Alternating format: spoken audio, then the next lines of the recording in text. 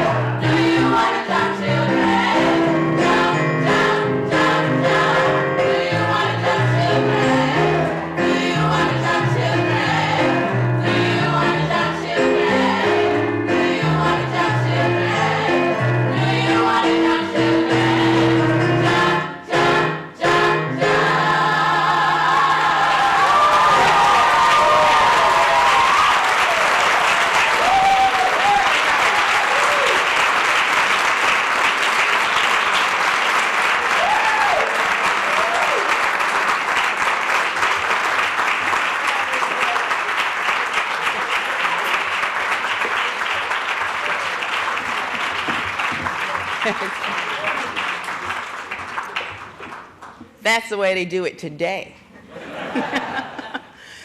This is the 10th anniversary of Jazz Appreciation Month, and in order to have a 10th anniversary, you've got to have a first. And I would like to thank John Hassey, curator of American music, founder of Jazz Appreciation Month, for making sure that we had a first jam so that we could have a 10th at this time. Jazz Appreciation Month is dedicated to advancing appreciation and recognition of jazz as America's original music, a global cultural treasure. And we have a living treasure here today with the International Sweethearts of Rhythm. These are 5 women who started at the Piney Woods School, but didn't stop their legacy there. After they left with the school in the early 1940s, they began to allow other women, including white women, to join their band. And the reason why that's so radical is because this was during the Jim Crow era, and it was basically against the law within the Deep South for the races to come together. But just like jazz continues with its legacy as freedom's music and as a unifier, the Sweethearts and the music that they came to love and gave to the world, it brought them together and brings us together today. And so we're here to celebrate the Sweethearts, and I would like to bring them forth along with our director, Dr. Brent Glass, as we begin our program in celebrating women and jazz, a global cultural treasure.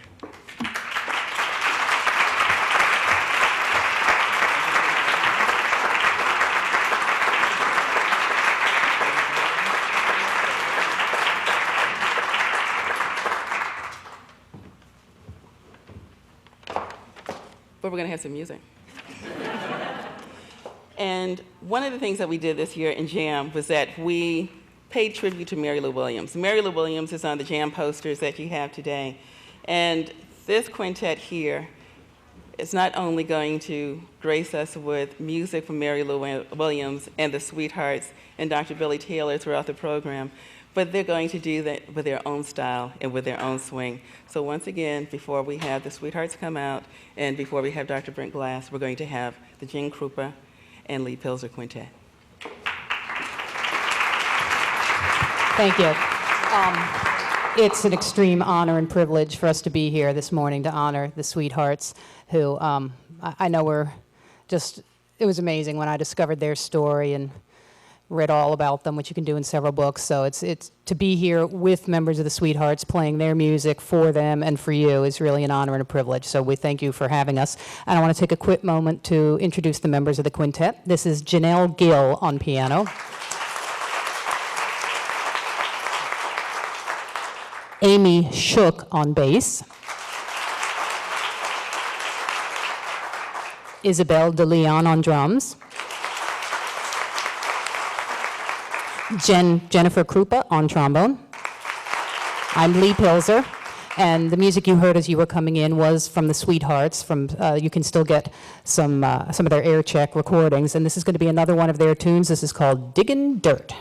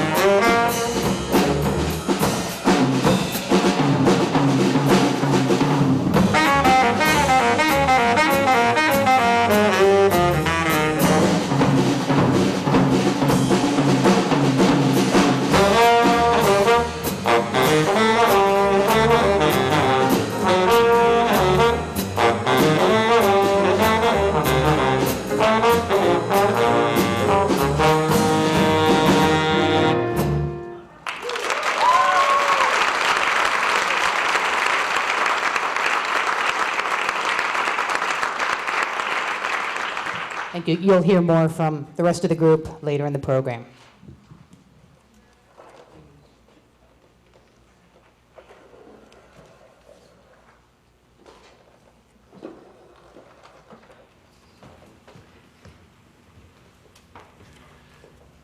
Good morning, everyone. Welcome.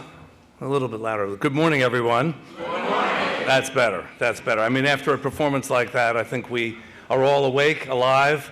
It's difficult to follow what a great performance we've just had, but please join me in paying tribute to the great performance that we've had of the Gene Krupa and Lee Pilsner Quintet and the Archbishop Carroll High School Chorale.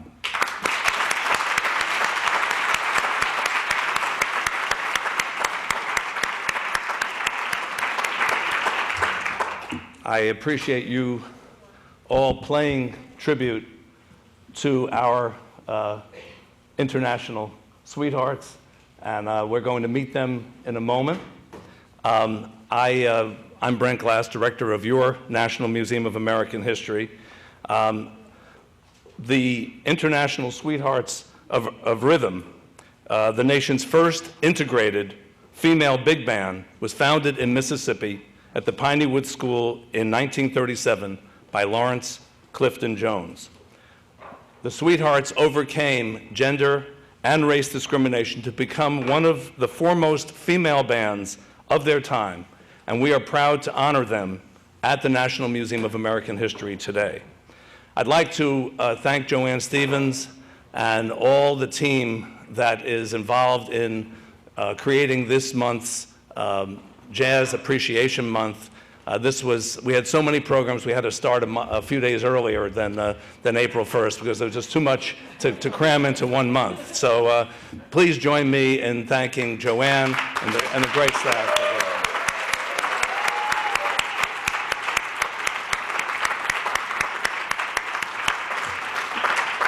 We receive financial support from a number of very loyal sponsors, and I want to thank Mark Dibner, the president of the Argus Fund, who is the lead sponsor,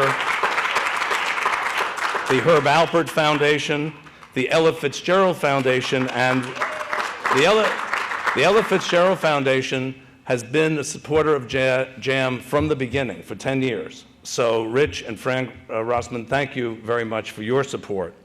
We also have support from the National Park Service, from BMI, from NAM, NAMM, and the Smithsonian Women's Committee. My personal thanks to the JAM Leadership Task Force and all the partner organizations and collaborators who provide in-kind support and advocacy to keep JAM growing. And to WPFW 89.3 FM, which is our media partner for the 10th anniversary. And you can learn all about all the programs that are going on this month at smithsonianjazz.org on our website. The National Museum of American History has been dedicated to preserving America's musical legacy for decades. In the 1970s, the Jazz Oral History Program was launched to document the history of jazz innovators in their own words. And we have collected more than 200 such interviews with the support of the National Endowment for the Arts, and that support goes on and continues today. So thanks to NEA for their great support. We also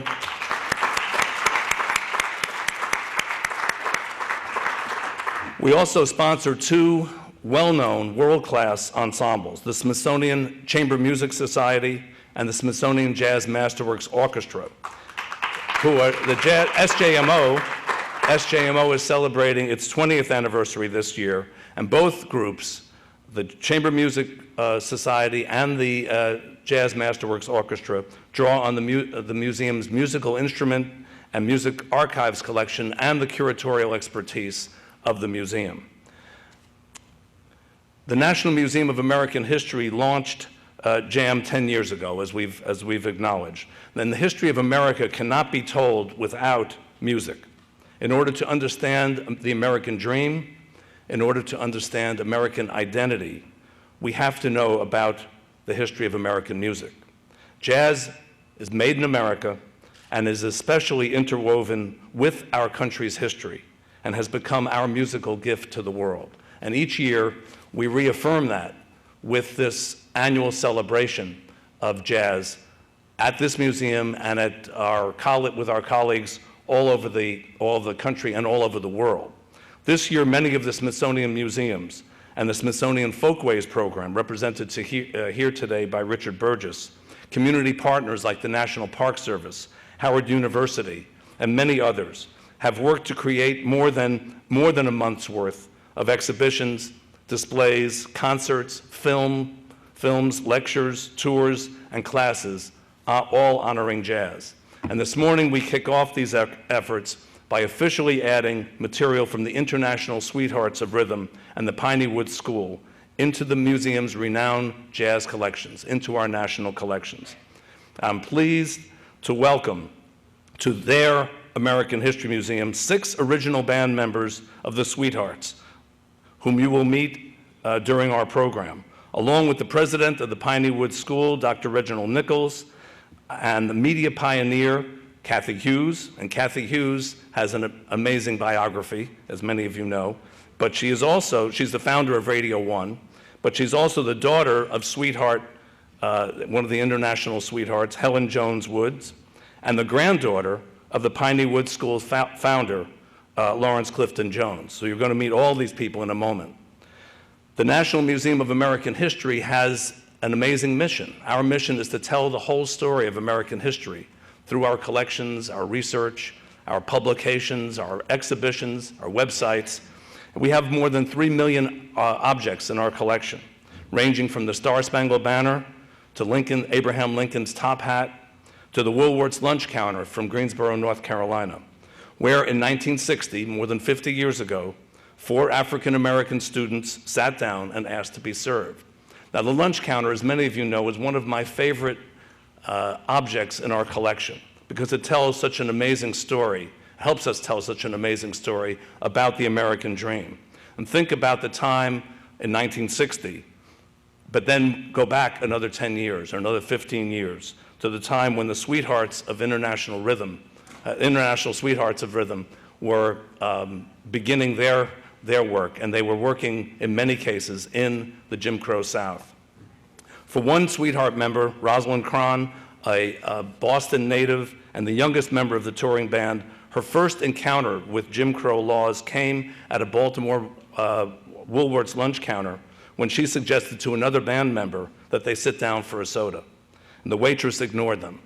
And from that moment and many other moments, the band had to confront what was then the prevailing tradition and law of the United States, especially in the Jim Crow South. So they tell that story, and they'll tell it in some of their interviews that we'll hear later today in our program. Now I'd like to invite Rosalind Cron, Dr. Nichols, and Cathy Hughes to the stage to sign deeds of gift. And as they're coming up,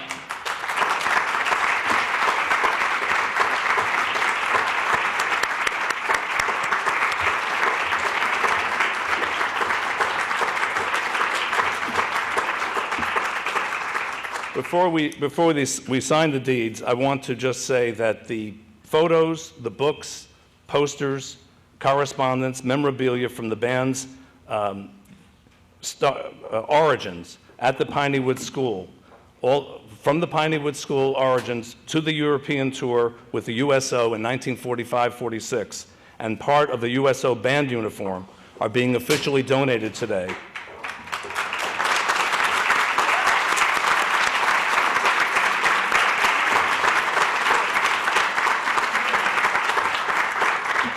And these items are on display outside our Archive Center, and I urge you to go and see this wonderful display at the Archive Center because these photos and these other items that have been donated to the museum today are really a terrific, evocative example and reflect the history, the unique history of the International Sweethearts of Rhythm. So now let's sign these documents so we can make it official.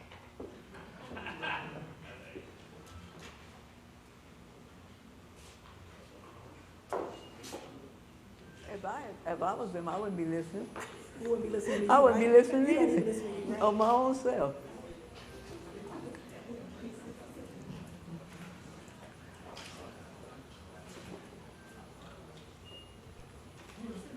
No. Thank you for being so nice.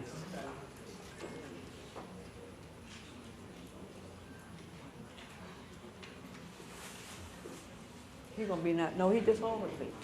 And I better wait for him.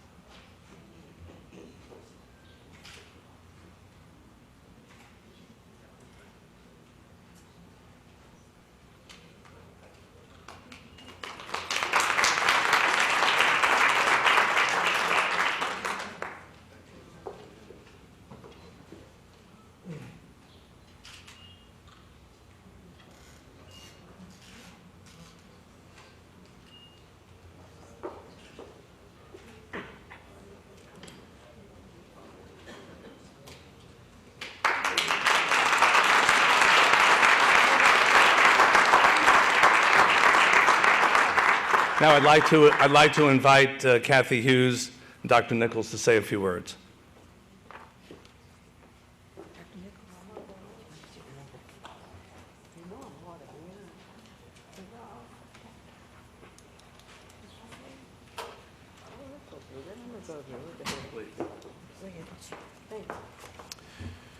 Well, we want to first, this is an honor and a privilege to be here this morning. Want to thank Dr. Glass, and after conversations with Joanne, and just want to thank Joanne for all of her hard work. Some of you haven't heard of the Piney Woods School, but in 1909, Dr. Lawrence Clifton Jones, a recent graduate from the University of Iowa, came down from Iowa to start a school in the backwoods of Mississippi, a place called Piney Woods, Mississippi. 102 years later, there were so many firsts at the Piney Woods School. We had the first school for the blind. Helen Keller came down to start a school for the blind at the Piney Woods School. And the 5 Blind Boys of Mississippi was born out of this wonderful endeavor. We had the Cotton Blossom Singers that started and are still continuing at the Piney Woods School, and there's a lot of materials about the Cotton Blossom Singers. But also in 1937, we had this wonderful band that started called the International Sweethearts of Rhythm. 102 years later, we are celebrating, myself as the 4th president in 102 years. I have board members who are here that are celebrating with me, and all of my board members from the Piney Woods School. Why don't you stand? Let's recognize them.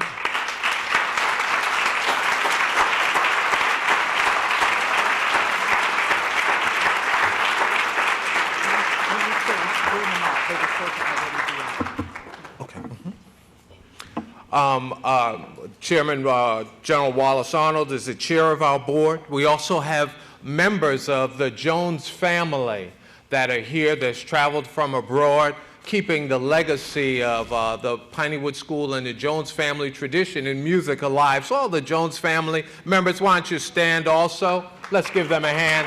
Then bring the sweethearts out. They're missing the program. Okay, got it.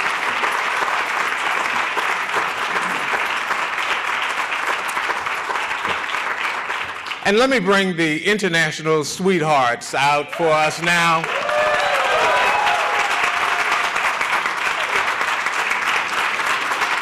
Why don't we give them a hand?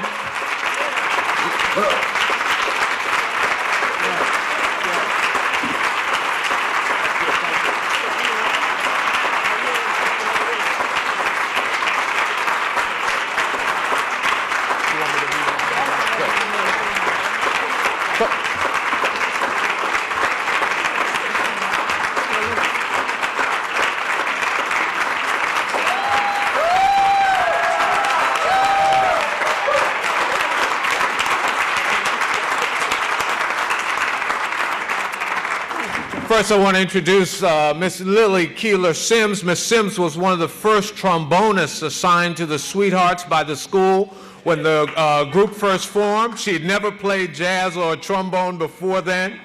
Miss Sims traveled with the band for a year. She currently lives in Mississippi on a homestead developed by her grandfather, a former slave. And Miss Sims spent 40 years as a teacher and administrator in the New York school system. As an aside, when I came to Piney Woods School in 2006, she said, "Dr. Nichols, I know your parents. I knew them before they were married in New York."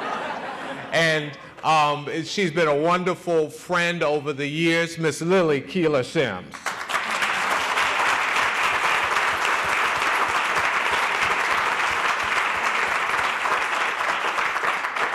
Next, we have Willie Mae Wong Scott, the child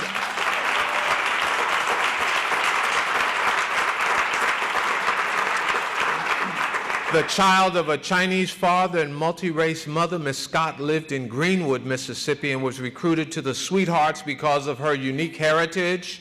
She was with the band from its founding until it disbanded. Classmates teased Miss Scott because they thought that the teachers had to work so hard to help her master the saxophone that she was the teacher's rabbit.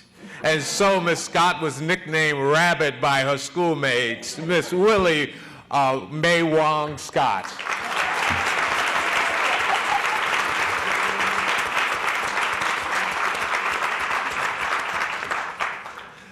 Miss Sandy Pankney Moore. Miss Moore was with the band from its founding and was in on the plans when the students left the school for Washington, D.C. to turn professional. Miss Moore left the band before it recruited white women, and this is her first return to Washington, D.C. since 1943.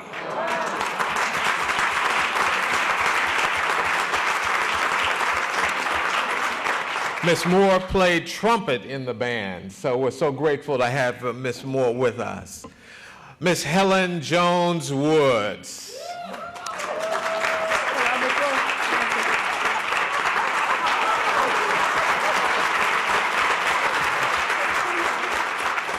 Miss Woods is the daughter of the Piney Woods School founder, Dr. Lawrence Clifton Jones, and is the mother of media pioneer Miss Kathy Hughes, founder of Radio One and TV One.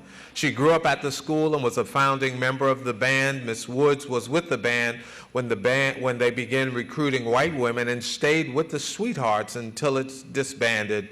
Miss Woods played the trombone in the band, and you'll see some pictures of that. Let's give a wonderful hand to Miss Helen Jones.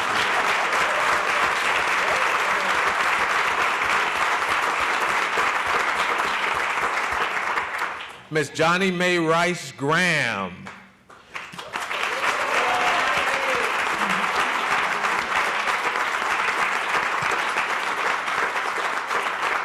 Miss Graham was a founding member of the band and stayed with the group until it disbanded, and Miss Graham played piano in the band, and we're so grateful to have Miss Graham with us. Let's give her another hand.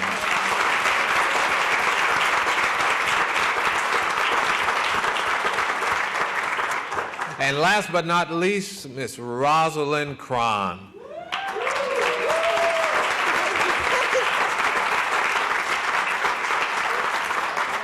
A native of Boston, Massachusetts, Miss Cron began playing saxophone at age 12. 6 years later, she became the youngest member and one of the few white women in the Sweethearts. Miss Cron hid her identity and had to pass as a black woman when the band played in the Jim Crow South. Prior to that, she had never heard of Jim Crow laws or its practices.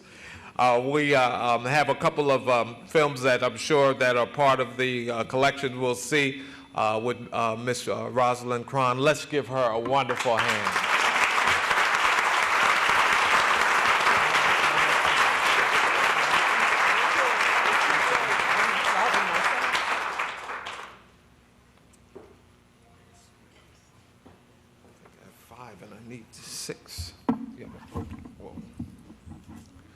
I know when the Sweethearts were at the Piney Woods School with Dr. Jones, after a while they left, thank you, they left the Piney Woods School and came to Washington, D.C. And while all of them attended except one, the Piney Woods School, not all of them received diplomas. So we just want to make sure, now, most of them received diplomas, but I'm here as the president to make sure that everyone knows that they received a diploma from the Piney Woods School. So I have some diplomas to hand out to everyone. First, I have a diploma for the daughter of our founder. Good. This is Miss Helen Jones Woods. Thank you.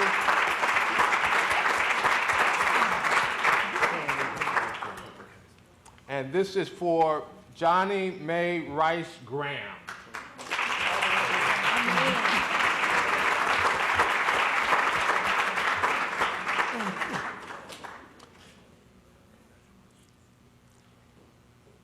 Miss Lily Keeler Sims.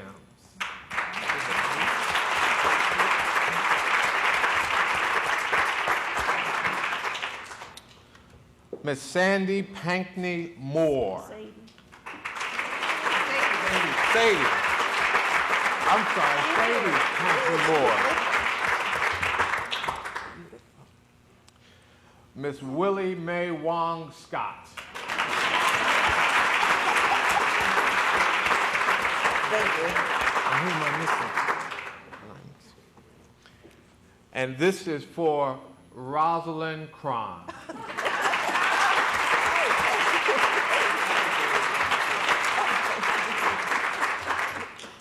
Now, I hope everyone gets a wonderful opportunity to enjoy Jazz Appreciation Month. And let's celebrate again the International Sweethearts of Rhythm.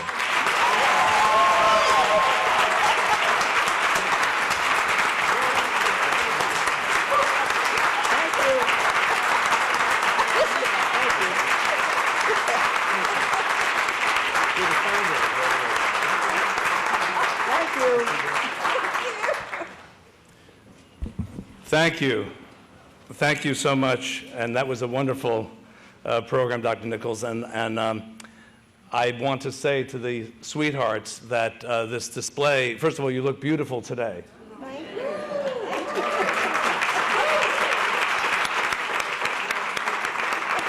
And you also look beautiful in these wonderful photographs. And the display in the Archive Center, and you should be very proud of your contributions to American history. And we're just honored to have you here in the museum today. I want to now, for a few other words of welcome, introduce Kathy Hughes, who, as I said earlier, is the founder of Radio One, also the founder of TV One, and the granddaughter of the founder of the Piney Woods School, and the daughter of one of the International Sweethearts. Please welcome Kathy Hughes.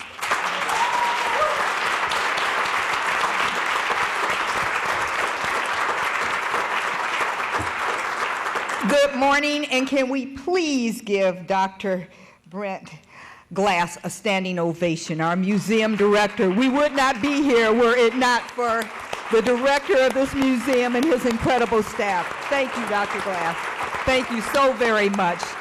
Such an incredible, incredible day. Thank you for your warm remarks.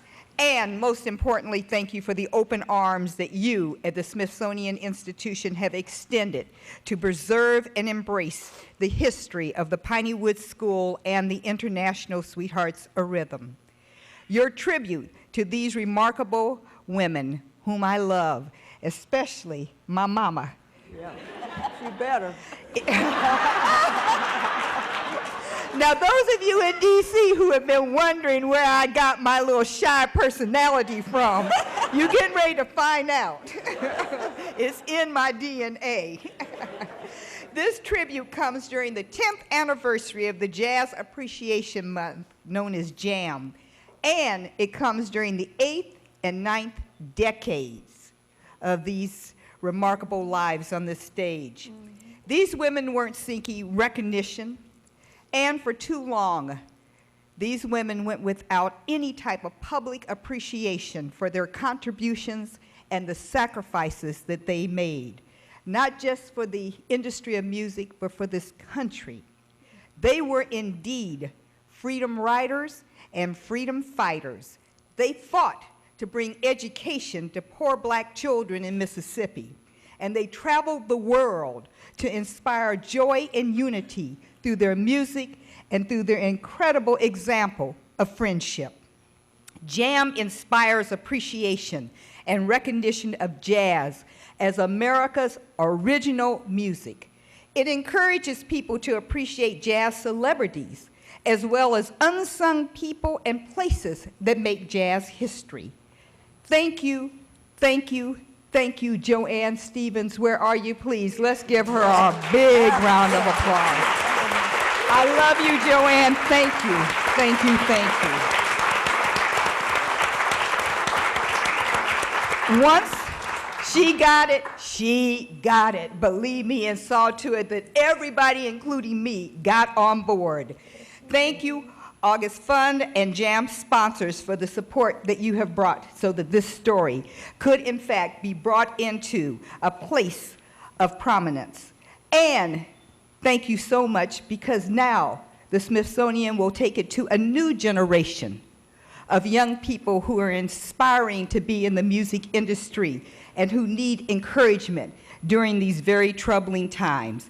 Thank you, Deborah Richardson and Craig Org of the Archive Center. I know Craig is in the back. I hugged him earlier. I thank you, James Zimmerman, in Public Programs, for making the Piney Woods School and the Sweethearts a Rhythm, your personal passion and a pursuit of your excellence. The stories embodied in the lives of the Sweethearts of Rhythm have lessons to teach us about them, but also about ourselves. They teach us that a good education and finding a meaningful way of life is a treasure that should be appreciated.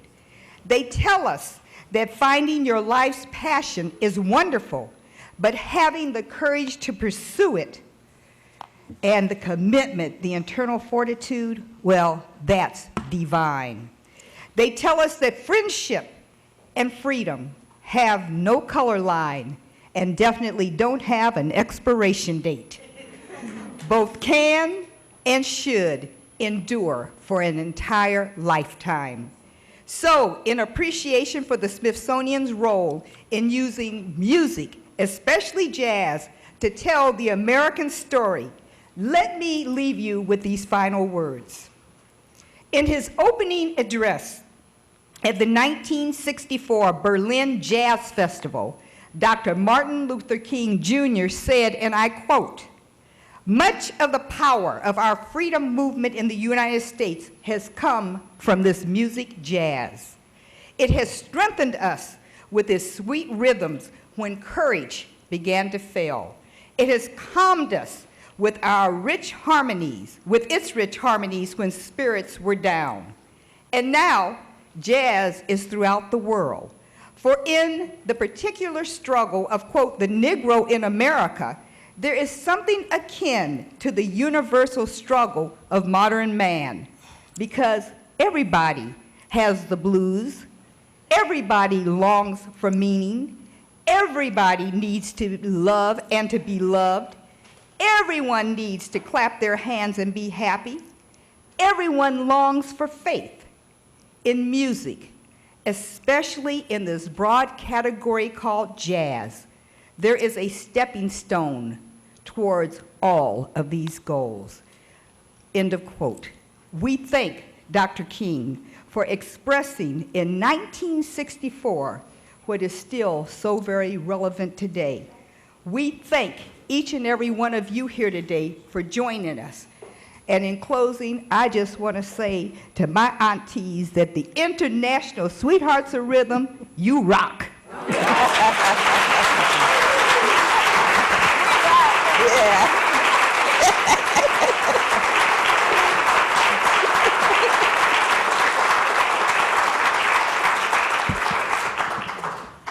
Thank you, Kathy, very, very much.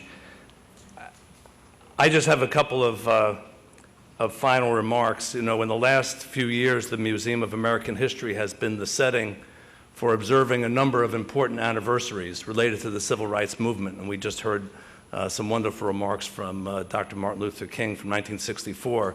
Last year, we welcomed the the surviving members of the Greensboro Four, who, when they were college freshmen, launched a major chapter in the civil rights movement history with their sit-in protest at the lunch counter in Greensboro, North Carolina. And we have a section of that lunch counter, as I said, here in the museum. This year, we welcomed members of the pioneering members of the Freedom Rides. This is the 50th anniversary this summer of the Freedom Rides, and heard their extraordinary story and their extraordinary contributions to American history and to the American dream. And when I talk about the American dream, I think it's important to all of us to recognize that the American dream involves overcoming barriers. And I think through the story of the Greensboro Four and through the Freedom Rides, and also from the story of the International Sweethearts of Rhythm, we really learn what the American dream is all about. And as Kathy Hughes just said, the International Sweethearts of Rhythm were freedom riders long before that phrase was coined and became fashionable. So at this museum, we are in the forever business. We preserve things forever. And your story will be shared with millions of visitors who come to this museum each year, millions more who come and visit our website online. And I just want to say that your story will be part of our national heritage, and I want to thank you for your contributions to the history of the United States and to the history of this museum. So thank you.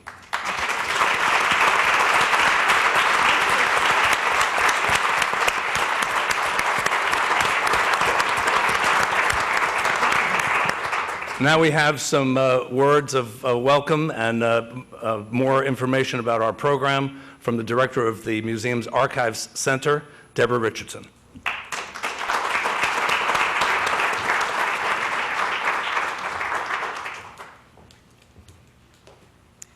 Good morning, and again, welcome. And welcome to you. Good morning. Good morning. As Brent said, I am the chair of the Archives Center, and little did I know that as a music student of history at Howard University, who read D. Antoinette Handy's book about the International Sweethearts of Rhythm, that I would be able to meet them one day. This is amazing for me. So I just wanted to bring you some welcome from the Archives Center and let you know that at the center, we work with our colleagues at the museum to acquire collections, mostly paper-based, that tell stories of American history. We have over 1,200 collections in the center, ranging from advertising history and business Americana to immigration, to the history of technology, to medicine, to popular culture, and of course, American music, which brought me here. You'll find tales about such greats as Nikola Tesla and Alexander Graham Bell, to conglomerates such as AT&T and Western Union, to teenage consumerism in the mid-20th century, and iconic companies such as Tupperware and Coca-Cola. Among the Archives Center collections are such music greats as Duke Ellington and Billy Strayhorn, Ella Fitzgerald and Dizzy Gillespie. And most recently, Archives Center staff partnered with Jazz Appreciation Month and Public Programs colleagues to collect the story of the International Sweethearts of Rhythm. Thank you.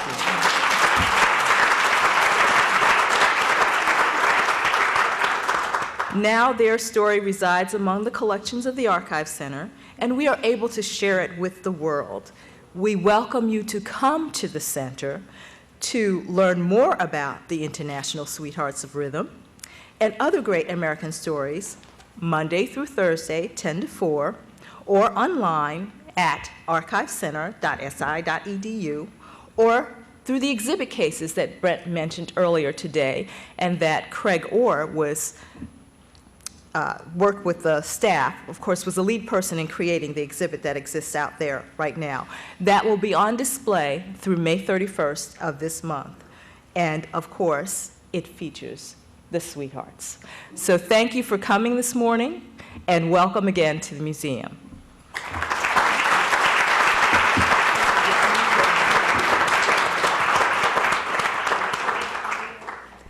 Well, now you've heard from all of us. How about you all hearing from the sweethearts of rhythm themselves?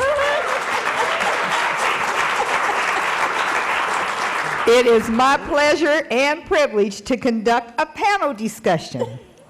And all good panel discussions always start with a good question. Now, you all have heard the story about how the band started at the school, became this incredible internationally renowned orchestra, but Amy Mila has given us the first question, which is, when you all left the school and decided to go out on your own and become a commercial entity, who drove the bus? Who wants to start? Aunt Rabbit? Yeah. Who drove the bus? When you all ran away that night from Piney Woods, who was driving the bus? How did you all get off the campus? While we did what? How did you get off the campus? Who drove the bus? Who was in charge? Who helped you all leave Piney Woods School? The entire orchestra was in charge. Whoa! Maybe President Obama needs to talk to the sweethearts. Really? Democracy at its best. But Do you happen to remember, Aunt Sadie? You remember? Who drove the bus? Uh-huh. N.J. Oliver. A.J. Oliver. N.J. N.J. Oliver. And who was N.J. Oliver? N.J. Oliver was a student of Piney Woods, and he lived in Mendenhall, Mississippi, just about 3 miles west of Piney Woods. Now, was he the only man on the bus? One man and 18 women? Beautiful women? Beautiful young women? And one man? And one man. I missed this part of the story. I would like to ask my Aunt Roz, how did your first encounter with discrimination when they were putting dark makeup on you and having you pass for black, how did that impact you in the future in terms of your commitment to civil rights and justice for all? Well, when we tried to change my color, it didn't work. Florrie Roberts wasn't around yet, was she? So we sort of gave up on that, and the idea was just to stay in the background and just sort of meld in. And it was an eye-opener for me, coming from Boston. I wasn't aware of these laws, and it shook me up a little bit. But Anna Mae and Mrs. Jones gave me the option of sticking it out or going home. And I, of course, stayed with the band. I couldn't leave. It was just too much fun.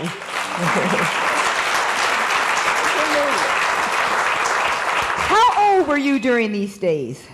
I had graduated from high school in 1943, and about 6 months later, or less, I joined the band. So you were a teenager. I was 18, yeah. Were all of you teenagers, Aunt Lily? Were all of you teenagers in those days? I'm not sure. I couldn't tell who was. What do you think? I was 13 years old when I started with Piney Woods. And when the original marching band, Helen and I were the two trombonists. And I was 13, 14, and 15 years old. Wow. And the Sweethearts were born out of the marching band. Did you all have a name then? Aunt Sadie, did you all have a name for the band then? Or was it just the Piney Woods School Marching Band? And during those days also, it was called the Piney Woods Country Life School. Yeah. Well, Kids today didn't like that country life too much, so we had to drop that. I'm sorry, go ahead, Aunt Sadie. Well, Mr. Jones wanted, we were the Sweethearts of Rhythm, but he thought that it should be international because we had so many different nationalities at the school. Mexicans, Puerto Ricans, Chinese, Now, Rabbit, you were actually recruited to make it the first international group, correct? Right. And you weren't into music, correct? You knew nothing about music. I didn't know nothing about music. I was 15 going on 16, and when the lady came to get me, I was out in the streets playing stickball, one bass reading. I didn't own a radio. In fact of the matter, I didn't even have electricity in my home. And I didn't know anything about music. And the first dance, I played for it. And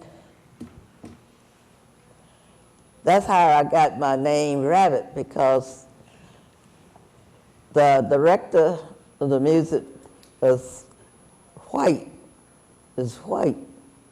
and they called me White's Rabbit because she had to spend more time with me to teach me the beat.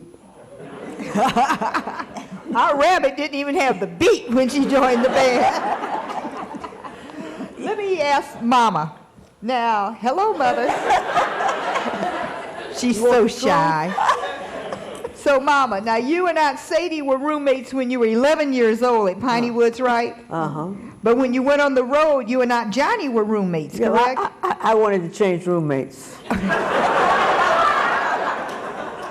Could it have been because Aunt Johnny was so quiet? Yes. Truth. Was it scary for you, Mother? You were 14. And here you are leaving your home, leaving Piney Woods, and the next thing you know, you all are with the USO in Europe. How frightening was that for you? It was exciting. It wasn't frightening. We were glad to do this. You know?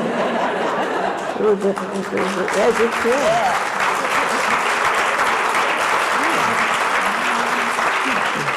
That was a privilege. It was a privilege? It was a privilege to come from Mississippi, a place like that, to go see other parts of the world. So, Araz, you were in Europe also. Yes.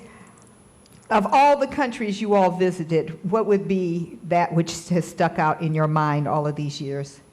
Well, Germany, of course. We spent most time in Germany.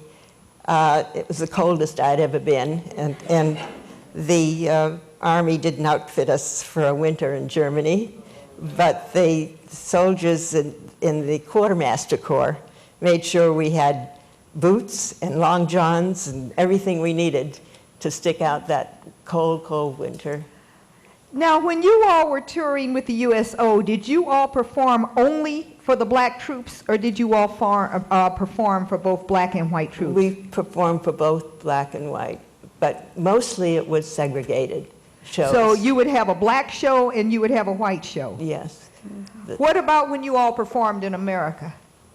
Depending upon what part of America we were in. Yes. Aunt Sadie, what do you remember about those days? Well, in the first place, speaking of Europe, we were such an oddity because they thought they hadn't seen black girls before. Thought our faces were just dirty. You know. Wow. Really. And they got to know us, that we were just like anybody else. It was exciting. So who was nurturing you all? Who was mothering you all? Here you are, teenagers touring the world in a band, and band life is hard even when you're a full-grown adult, and particularly in the genre of jazz. Aunt Lily, who did you all go to when, I'm sure every now and then, a couple of you might have had a little disagreement over something? We went to Miss Consuela Carter. She was our leader. And tell us a little bit about Consuela Carter. She had quite a distinguished legacy herself. The marching band had been in existence for a few years. And after they got the idea of a jazz band, then, you know, they were recruiting.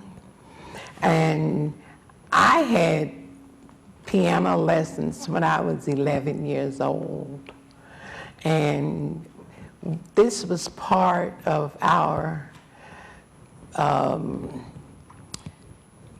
what you might call, what we, you know, paid tuition back. Work study. Yes, right. And we were just very happy. And when they started the band, you know, it was something new. We had gymnastics. We did the little dances, tap dances, high kicks, and whatever we were told and taught. Yeah, to we march did with a it. trombone, you had to have some gym classes, I'm sure. Yes. Wow. Aunt Johnny, if it's okay with Aunt Johnny, I'm just going to let her sister speak on her behalf. Aunt Rabbit, let me start with you, and we only have about a minute left. What would you say to young people in the audience today who want to grow up and be part of a band just like the incredible International Sweethearts of Rhythm?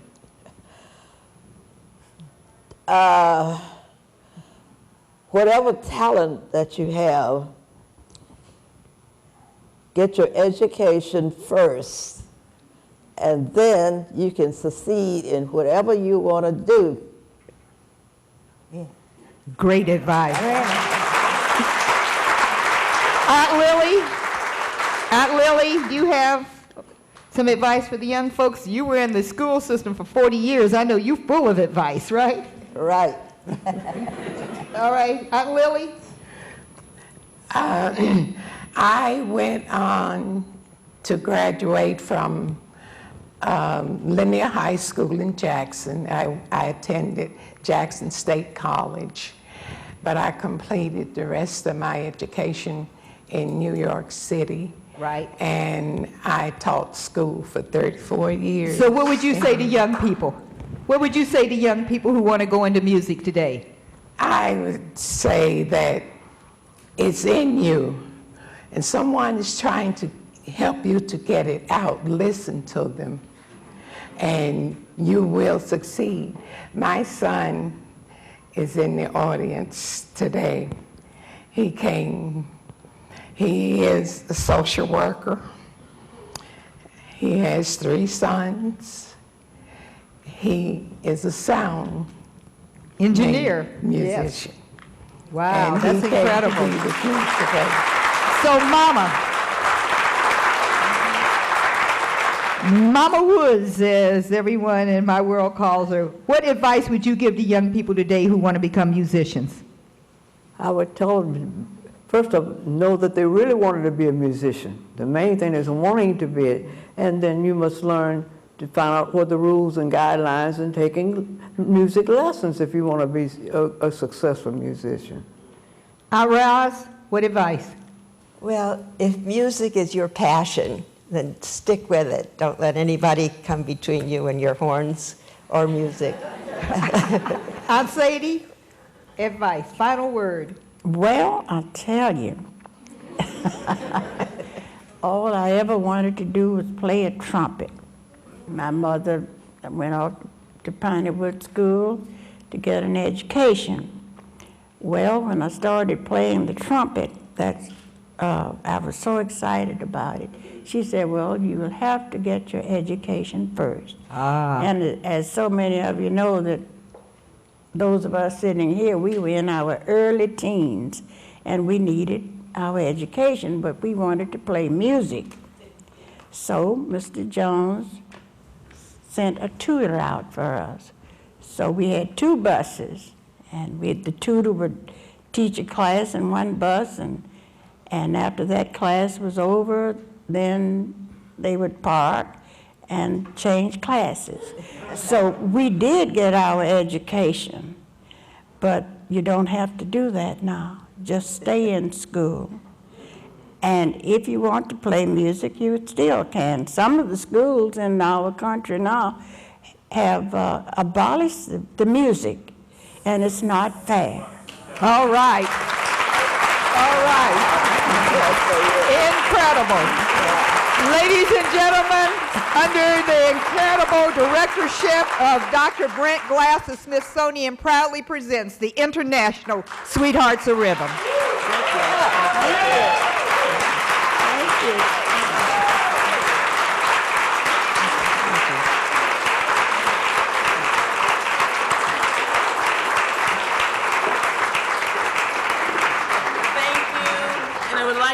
Kathy Hughes for making this all possible. She was the one who helped us find the Sweethearts because this is her legacy and her family, and this would not have come together without her leadership. Thank you. A great partnership, a great friendship, just like what we experienced and witnessed with the International Sweethearts of Rhythm.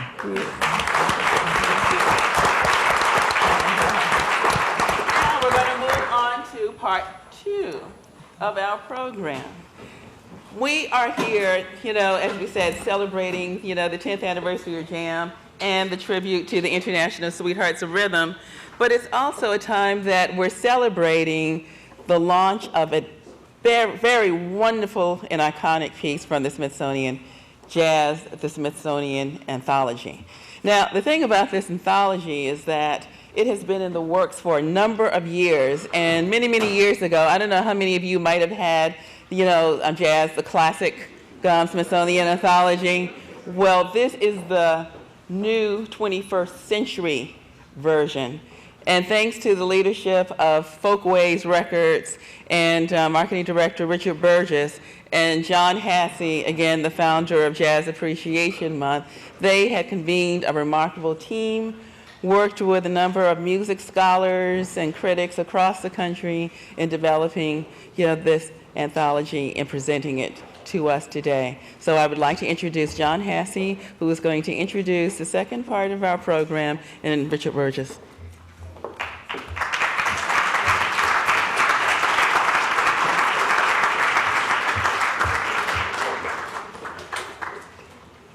Good morning, everybody. Thank you, Joanne. It was 4 decades ago that the Smithsonian began its work in jazz when it hired the esteemed critic Martin Williams to establish a jazz program. And the most consequential thing that Martin did in a long and distinguished career was to put together the Smithsonian Collection of Classic Jazz in 1973, 5 LPs and a remarkable selection that became the cornerstone for jazz education. It was in print for 25 years, went out of print in 1999, and we got calls and cries from educators, we need this, do something about it. So it was a great privilege to team up with my distinguished colleagues at Smithsonian Folkways, Richard Burgess, Dan Sheehy, and their remarkable staff to put together this new anthology. As extraordinary as Martin's selection was, with the additional 35 years or so of hindsight or thinking about this, we were able to produce a set that is more inclusive. Latin jazz is included for the first time. There are women instrumentalists besides women singers. There are international artists, and there's new styles of jazz like jazz rock fusion. So this is a very inclusive set. And to give this set its proper introduction, would you join me, please, in welcoming to the stage my colleague who has worked extremely hard on this anthology, the Director of Marketing at Smithsonian Folkways Recordings and the co-producer, Richard Burgess.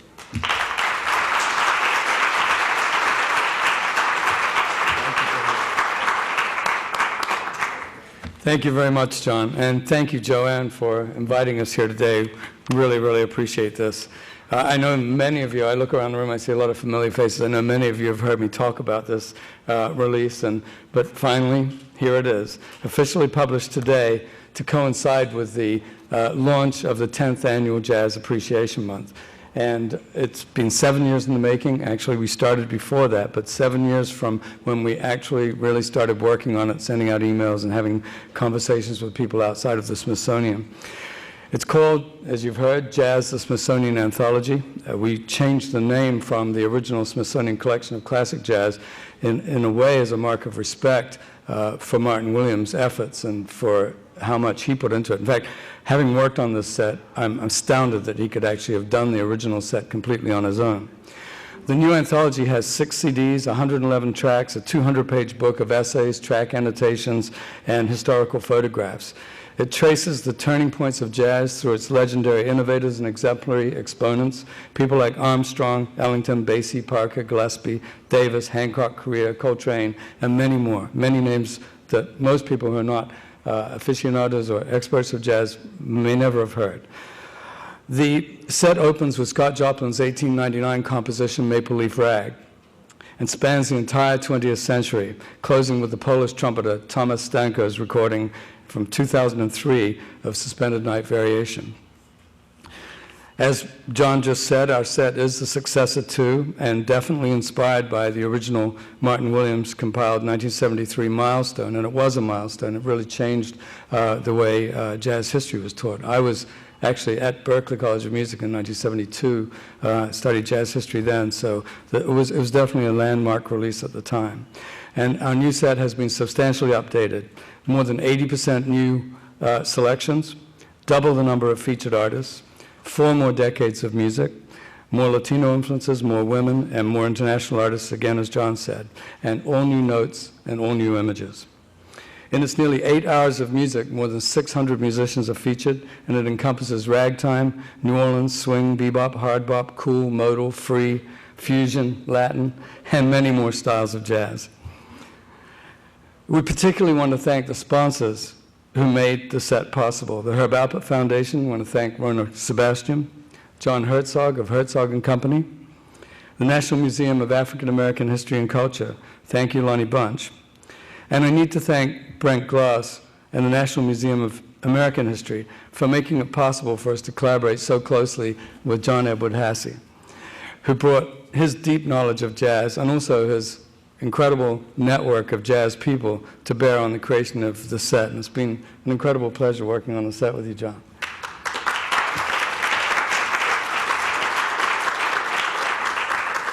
I want to take a moment to thank Dan Sheehy, Director of Smithsonian Folkways and the Center for Folklife and Cultural Heritage. I started at Folkways about 10 years ago, and I sort of started, making noises about this almost immediately. And fortunately, I think I was naive enough to get away with it. But I really want to thank Dan for having the faith and courage to commit our resources to such a long-term and expensive venture.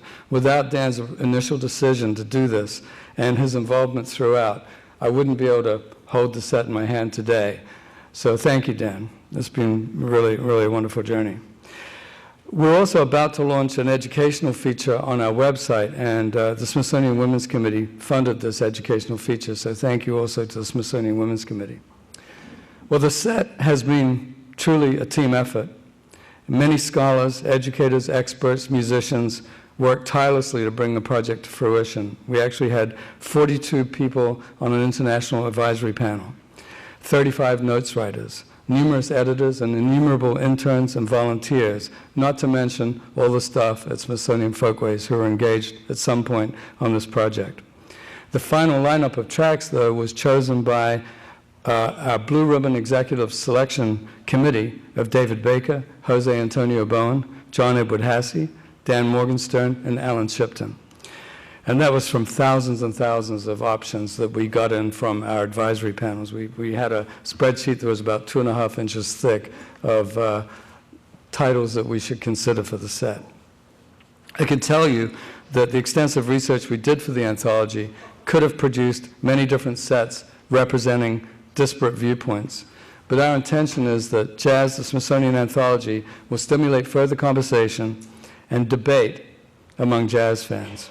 We hope that it will serve as an empowering and indispensable tool for educators, students, musicians, beginners, and aficionados alike. We believe that the set paints a panoramic picture of jazz and will serve as a solid jumping-off point for further explorations of this inspiring American art form that has been adopted and adapted by many other cultures and communities around the globe. So thank you very much. Thank you, John. Thank you, Joanne. And I think we're going to present these two sponsors of Jazz Appreciation Month.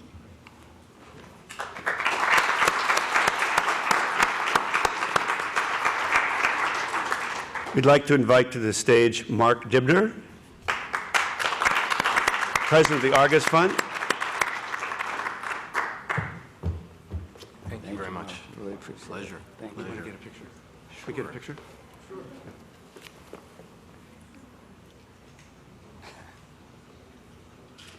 Great. Thank you. Great work. I feel very honored.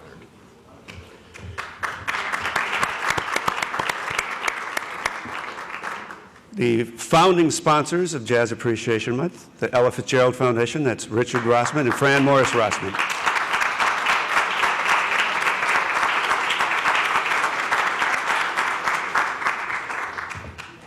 It's great to see you. Good to see you. Congratulations. Thank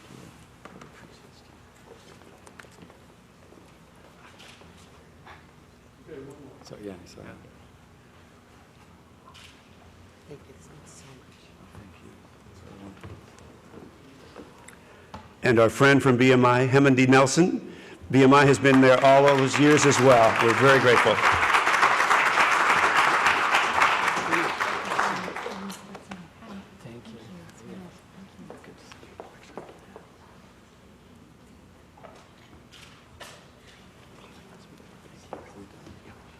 Thank you very much.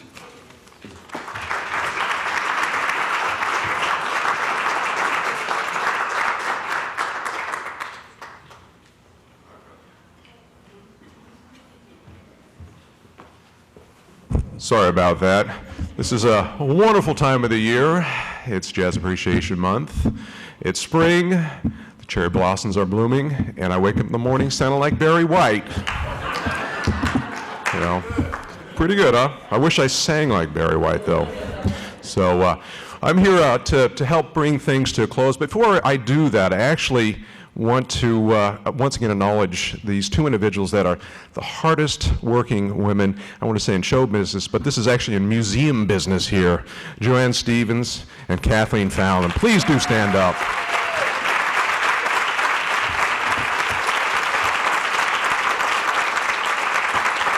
If you only knew the amount of time and energy and just pure passion and everything else that's bundled up there that goes into making this wonderful event happen, they are the guiding light, and we are indebted to them for this incredible moment and moments to come.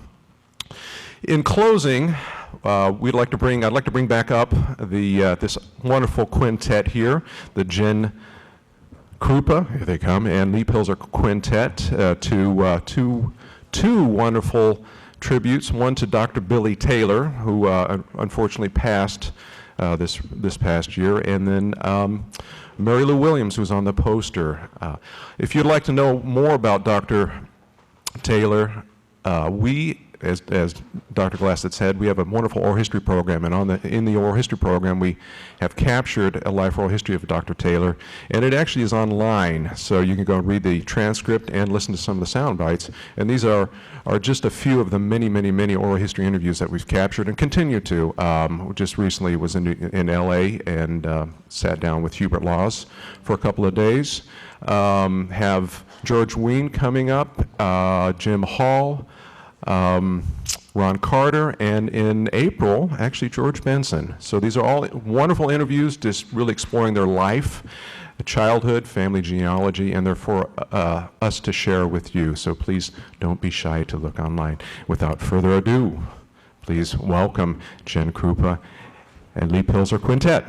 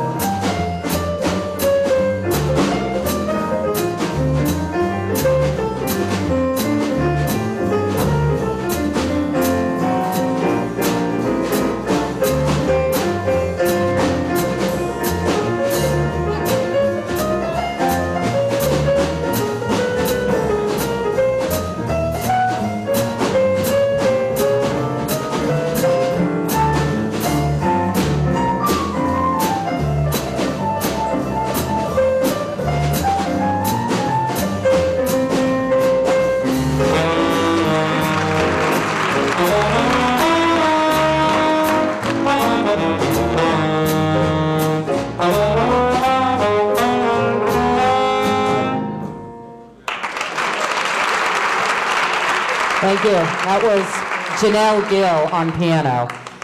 And that was Mary Lou Williams' composition, Walkin' and Swingin', and our version of it included the soli that Mary Lou wrote in her arrangement for Andy Kirk's band back in the day, so we felt we wanted to put that in.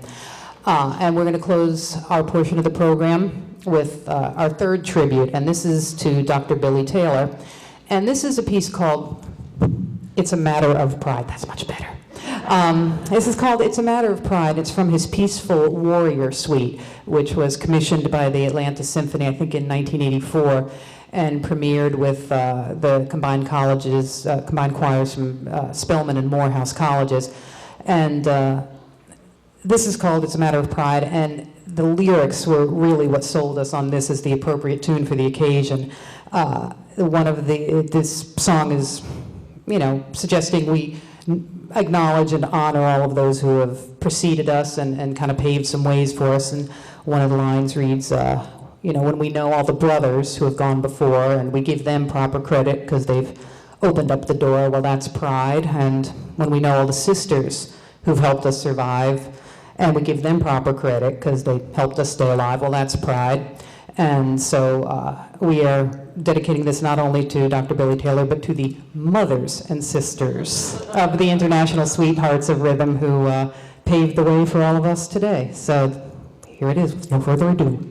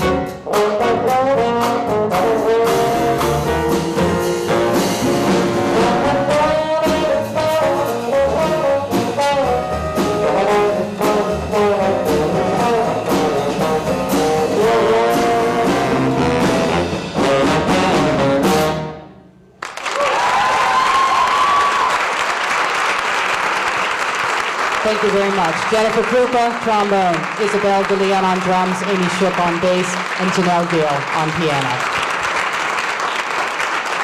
And for the Jen Krupa, Lee Pilger Band. And I think you have a student in the band as well? Yes, I'm thrilled to have Isabel here. Not, she plays great, but especially when I got to thinking about it, Isabel is a sophomore at University of Maryland in College Park. So you want to remember her name because you are going to be hearing about her. And you look at her and you realize she's the age the Sweethearts were when they were out doing their travels. So here it comes around full circle. So yes. Thank you.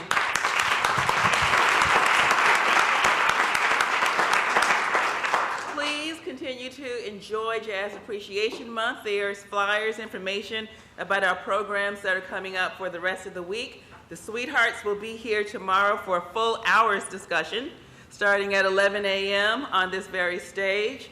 Then on the next day, and later that evening, they'll be at Artisphere Ballroom for another discussion, music again, with the band, and swing dancing.